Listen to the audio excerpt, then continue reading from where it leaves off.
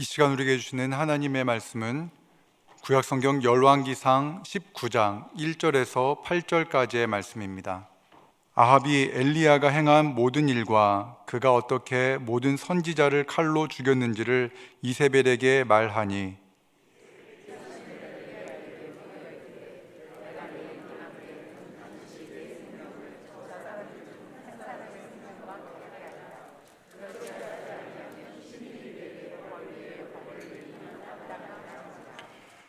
그가 이 형편을 보고 일어나 자기의 생명을 위해 도망하여 유다에 속한 브엘세바에 이르러 자기의 사원을 그곳에 머물게 하고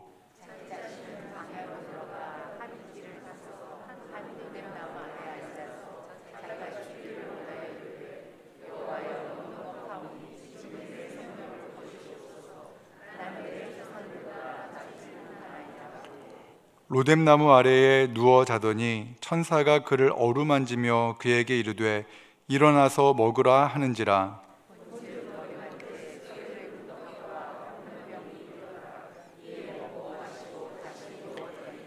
여호와의 천사가 또다시 와서 어루만지며 이르되 일어나 먹으라 네가 갈 길을 다 가지 못할까 하노라 하는지라.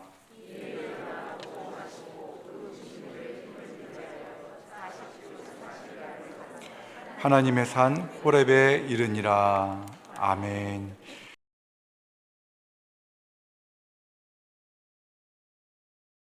할렐루야.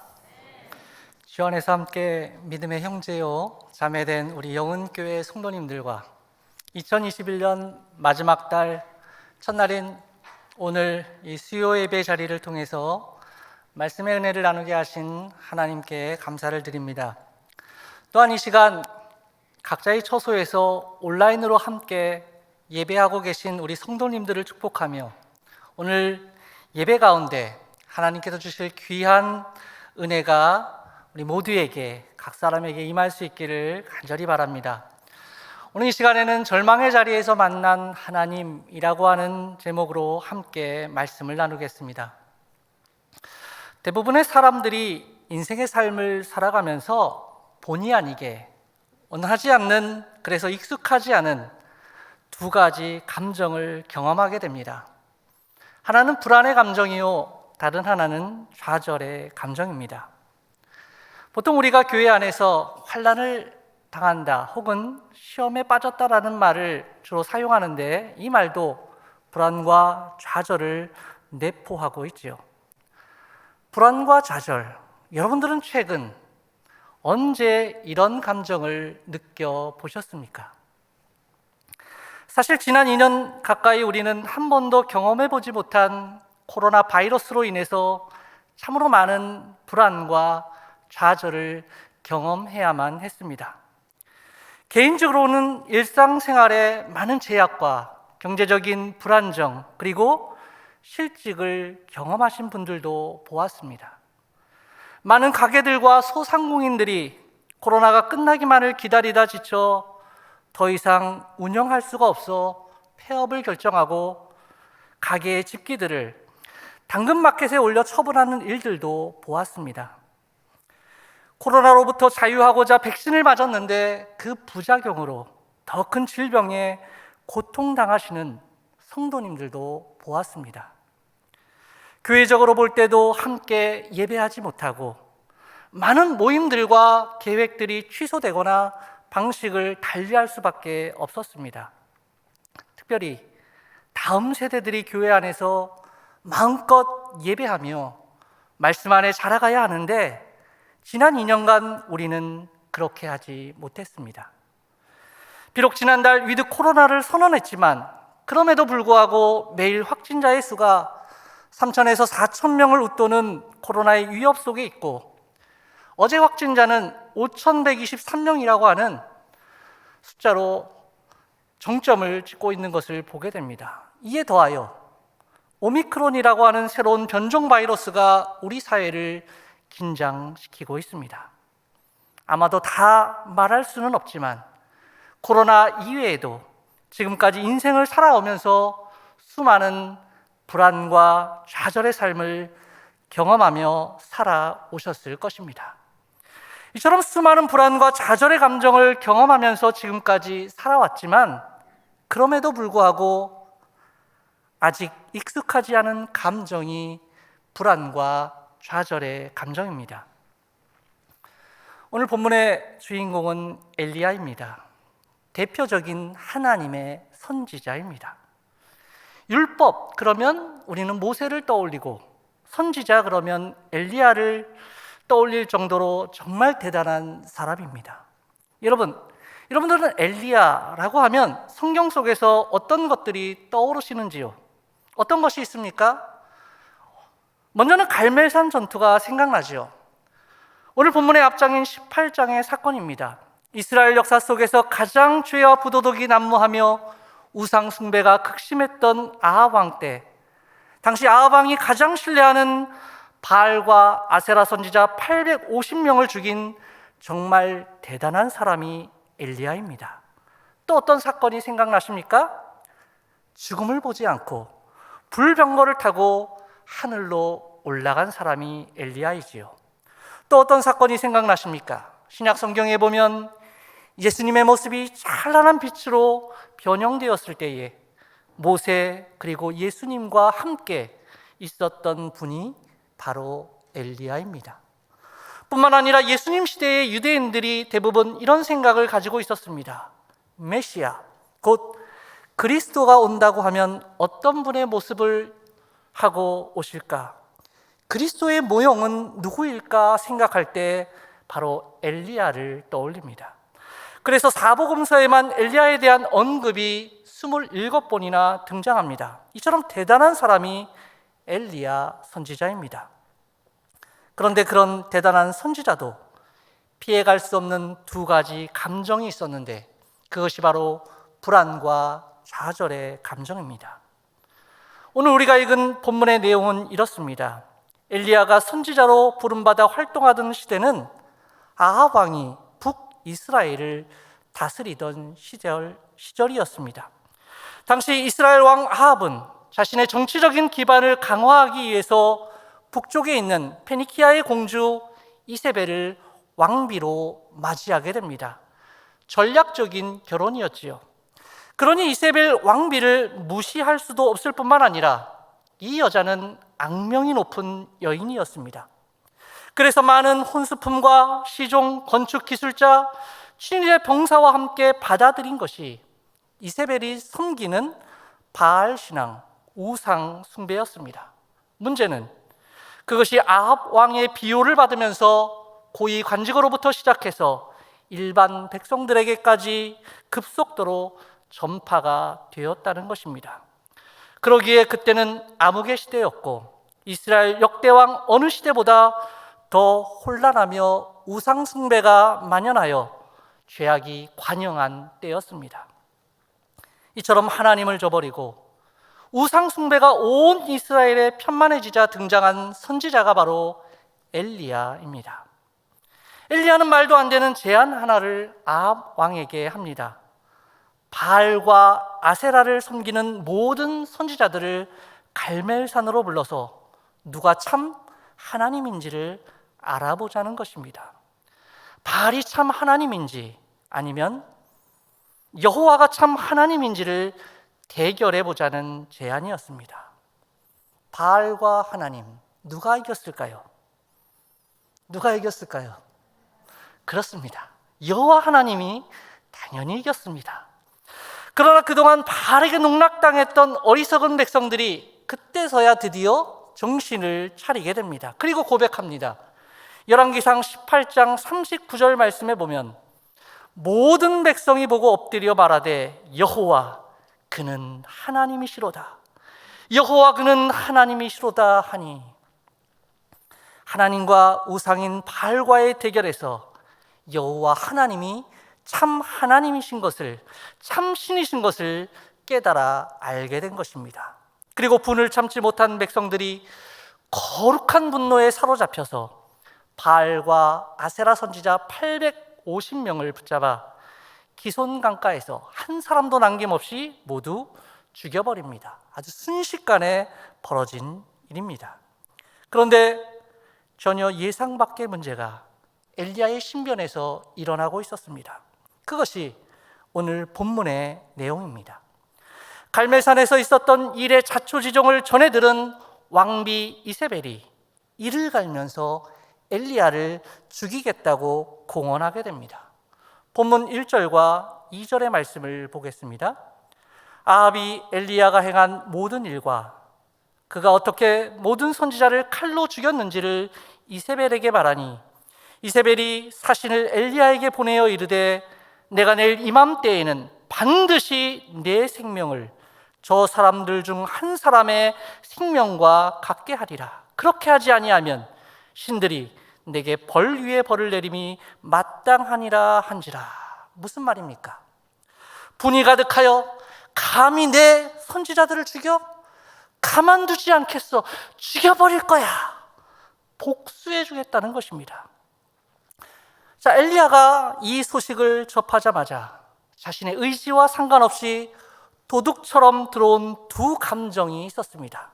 그것이 무엇입니까? 하나는 불안감이고 또 하나는 좌절감입니다. 이때 엘리야가 어떤 선택을 했을까요?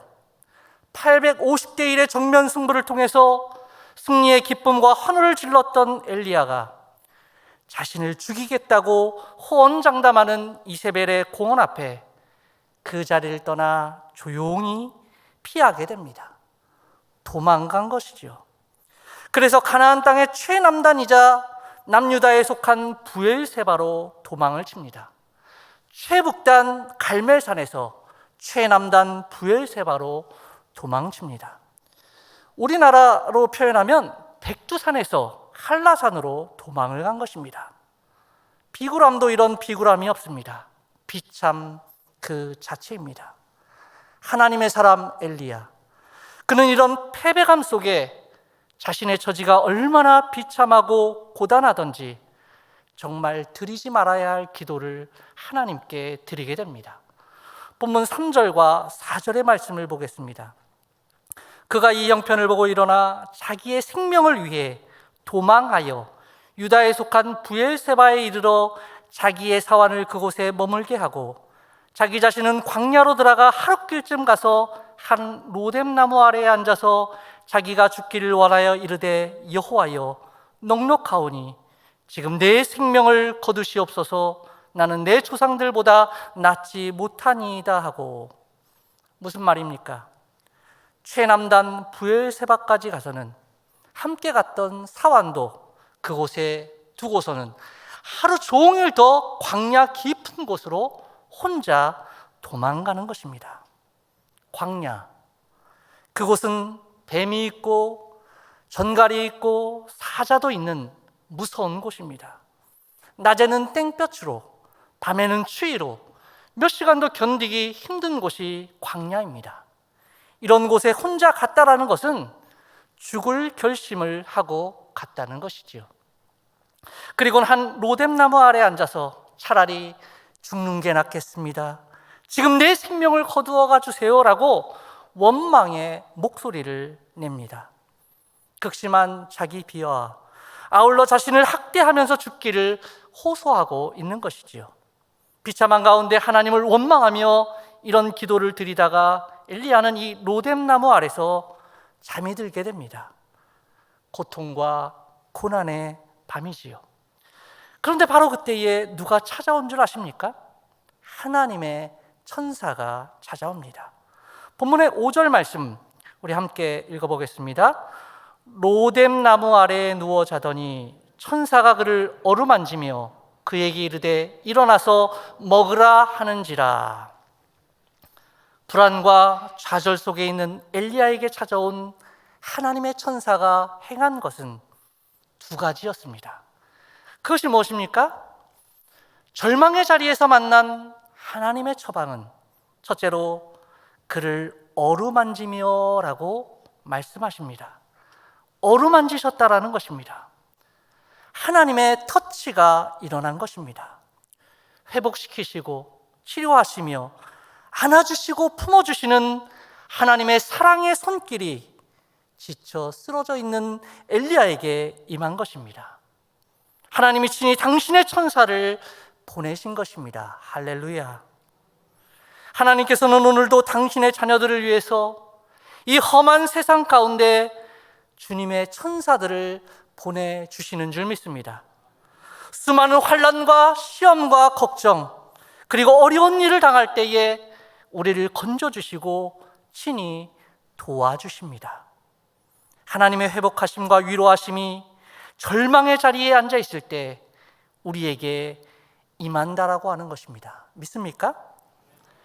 두 번째로 절망의 자리에서 만난 하나님의 처방은 5절 하반절에 보니까 일어나 먹으라 하는지라, 즉 회복을 위한 필요한 양식을 공급하십니다.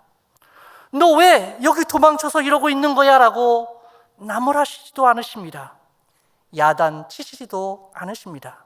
그냥 그 모습 그대로 받아주시며 어루만져 주시고 일으켜 주시며 지쳐 쓰러져 있는 엘리야에게 엘리야의 회복을 위해 필요를 공급하시는 하나님의 사랑이 임한 것입니다. 6절 말씀해 보니까 숯불에 구운 떡과 한 병 물이 있더라. 하나님께서 친히 밥상을 차려주시고 먹고 힘을 내라고, 얼마나 힘드냐고 위로하십니다. 먹고 마시고 일어날 수 있도록 공급하시는 하나님의 사랑의 손길을 보게 됩니다. 이것이 끝이 아닙니다. 세 번째로 절망의 자리에서 만난 하나님의 처방은 7절 말씀을 우리 같이 함께 읽어보겠습니다. 여호와의 사자가 또 다시 와서 어루만지며 이르되 일어나 먹으라, 내가 갈 길을 다 가지 못할까 하노라 하는지라. 또 다시 와서 어루만지며 이르되, 또 다시 와서, 즉 한 번뿐인 위로와 격려가 아니라 다시금 찾아와 주셔서 만져주시고 말씀해 주시는 분, 그분이 우리 하나님이십니다. 하나님의 위로와 회복의 역사는 우리가 하나님 앞에서 온전히 일어설 때까지 계속해서 베풀어 주시는 은혜와 사랑이라는 것입니다. 믿습니까? 세상 끝날까지 함께 하시는 임마누엘의 하나님, 그분이 저와 여러분들의 하나님이십니다. 만일 이와 같은 하나님의 만져주심이 없었다고 하면 엘리야의 심신은 더욱더 심각한 고통 속에서 자신의 능력을 상실하고 더 이상 쓰임받지 못했을지도 모릅니다. 그러나 엘리야는 다시금 찾아와 주셔서 회복시켜 주시고 천사를 통하여 베풀어준 음식으로 기운을 회복합니다. 그리고 19장 8절 말씀을 함께 읽어보겠습니다. 이에 일어나 먹고 마시고 그 음식물의 힘을 의지하여 40주 40야를 가서 하나님의 산 호렙에 이르니라. 하나님이 주신 것을 통하여 그 힘을 의지하여 40일을 걸어가서 하나님의 산 호렙에 이르러 그곳에서 하나님을 만나 배웠고 새로운 계시를 받아 선지자로서의 용기와 비전을 회복하였다라는 것입니다. 사랑하는 영혼가족 여러분, 이것이 바로 하나님의 사랑입니다. 절망의 자리에 앉아있는 우리들에게 친히 찾아와 주시는 하나님의 사랑, 불안으로 가득한 심령을 어루만져 주시고 좌절 속에 있는 이를 일으켜 세워 돌보아 주시는 분, 그분이 우리 하나님이십니다. 이것이 바로 하나님의 사랑입니다. 사랑하는 여러분, 여러분들은 어떻습니까? 저는 이 본문을 읽을 때마다 막 흥분이 되고 감동이 됩니다. 잘했다, 잘못했다 훈계하지도 않고, 그리고 못나고 비겁하다고 꾸짖지도 않으시는 하나님, 불안과 좌절 속에서 단잠을 주시며 품에 안아 어루만져 주시는 하나님, 심지어 우리를 흔들어 깨워 힘내라고 말없이 밥상까지 차려주시는 하나님, 그 하나님의 사랑이 지금도 여전히 저와 여러분들에게 있어서 참 고맙고 감사합니다. 사실 지난날 저도 엘리야와 같은 경험을 하였습니다. 여러분들께서 아시다시피 저는 2006년도 영훈교회 부목사로 부임해서 지금 우리 주님 품에 안겨 계신 고 고일호 목사님과 함께 사역을 하였습니다. 당시 이천 예배자 운동을 이끌면서 교회 부흥을 위해서 다양한 전도 활동과 사역들, 그리고 성도님들의 가정을 쉼없이 신방하며 담임 목사님을 보필하였습니다. 그러면서 교회가 지역사회의 칭송을 받으며 부흥해 나가는 모습도 함께 누렸습니다. 그러던 중 2010년 교회가 희년을 맞아 희년 기념 선교사를 파송할 때 선임 부목사의 자리에서 세계 열방을 가슴에 품고 말레이시아로 파송을 받았습니다. 40대 초반, 주님의 지상 명령에 순종하며 뜨거운 열정과 믿음 하나면 못할 것이 없을 것 같았습니다. 엘리야가 850대 1의 대결에서 승리했던 당시의 그 마음 같았던 것 같습니다. 비록 언어와 문화와 환경이 달라 정착 초기에 많은 어려움이 있었지만은 내가 너와 함께하리라, 내가 너를 떠나지 아니하리라 말씀하시며 인도하시는 하나님의 손길과 교회의 쉼없는 중보 기도와 사랑으로 많은 사역들을 감당할 수가 있었습니다. 현지인 사역자들과 함께 정글 마을을 찾아다니면서 복음을 전하고 함께 예배하며 교제하였습니다. 어느 정글 마을에서는 한국 사람이 처음으로 이 마을에 방문했다고 원숭이를 잡아서 음식을 해다 줍니다. 도마뱀을 잡고 박쥐를 잡아서 음식을 차려줍니다. 한국이었다라고 하면 도망갔을 텐데 정글 깊숙이 들어와 있어서 어디 도망갈 데도 없습니다. 저들의 정성과 호의도 무시할 수가 없습니다. 얼굴은 환하게 웃고 있지만 손은 떨고 있었습니다. 원숭이를 먹고 박쥐와 도마뱀을 함께 먹으며 교제합니다. 그러니 저들도 마음을 열고 친구로 받아들입니다. 한두 번 만나다 보니까 이제는 저들과 깐부가 되었습니다. 마음을 나누고 좋은 믿음의 친구가 됩니다. 그러면서 마을에 복음이 자리를 잡습니다. 복음과 사역의 지경이 점점 넓혀지면서 하나님께서는 지난 10년간 기쁨으로 사역하게 하심으로 그 땅 가운데에서도 동일하게 역사하시며 일하시는 하나님의 은혜와 사랑을 경험하게 하셨습니다. 그렇게 지난 10년, 저에게는 가장 전성기와 같은 40대의 시간이 지나고 한국에 돌아와 새롭게 목양에 대한 소망을 품고 사역지를 찾고 있는데 아직까지 찾는 이도 부르는 이도 없습니다. 시간이 지날수록 낙담이 쌓여가고 좌절감만 커져갑니다. 선교지에서의 사역을 통해서 승리의 기쁨을 잃었던 제가 이제는 오늘 본문의 엘리야처럼 로뎀나무 아래 앉아서 죽기를 원하고 있는 모습처럼 현실의 벽 앞에 낙담과 좌절을 느낄 때도 있었습니다. 그러나 하나님께서는 때로는 낙담해하고 실망해하는 저에게 동일하게 말씀해 주십니다. 내가 너와 함께하리라, 내가 너를 떠나지 아니하리라. 그러면서 하나님은 여전히 저를 통해 찬양하게 하셨습니다. 저의 입술에서는 무심결에 이런 찬양이 흘러나오고 있었습니다. 날이 저물어 갈 때, 빈들에서 걸을 때, 그때가 하나님의 때, 내 힘으로 안 될 때, 빈손으로 걸을 때 내가 고백해 여호와 이래. 우리 모인 이곳에 주님 함께 계시니 누리네 아버지 은혜. 적은 떡과 물고기 내 모든 걸 드릴 때 모두 고백해 여호와 이래. 주가 일하시네, 주가 일하시네, 주께 아끼지 않는 자에게 주가 일하시네, 주가 일하시네, 신뢰하며 걷는 자에게.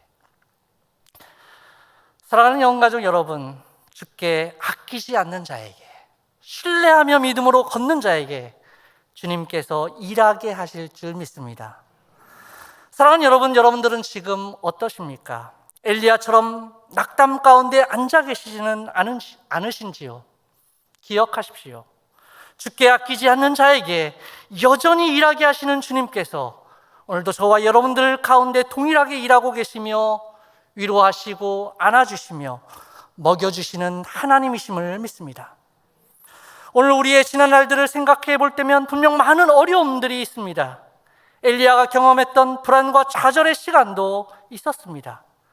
지워지지 않을 것 같은 깊은 마음의 상처도 생겼습니다. 그러나 하나님은 그냥 버려두지 않으실 것입니다. 엘리야에게 찾아오셨던 것처럼 오늘도 주님의 은혜를 사모하며 예배하고 기도하는 우리들에게 찾아오셔서 어루만져 주시고 영육간의 필요를 채워주시며 먹여주시고 다시금 영은 공동체를 통하여 사명을 허락해 주시는 줄 믿습니다. 사랑하는 영혼가족 여러분, 우리 영은교회에는 사명이 있습니다. 엘리야가 일어나 먹고 마시고 힘을 내어 호렙산에 이르렀던 것처럼 우리에게 주신 사명 때문에 일어나서 먹고 앞으로 나아가야 합니다. 특별히 하나님의 말씀, 영의 양식을 먹어야 합니다. 그리고 사명을 붙잡아야 합니다. 사명이 없는 사람들은 항상 세상적인 일로 먹고 마시고 취하고 잠들지만 우리는 나에게 주신, 우리 교회에게 주신 사명이 있기에 자던 잠도 일어나야 하는 것입니다. 하나님께서 우리를 부르셨습니다. 이 세상을 향한 놀라운 사명을 주시고 이곳에 보내셨습니다. 이 땅을 품게 하셨습니다.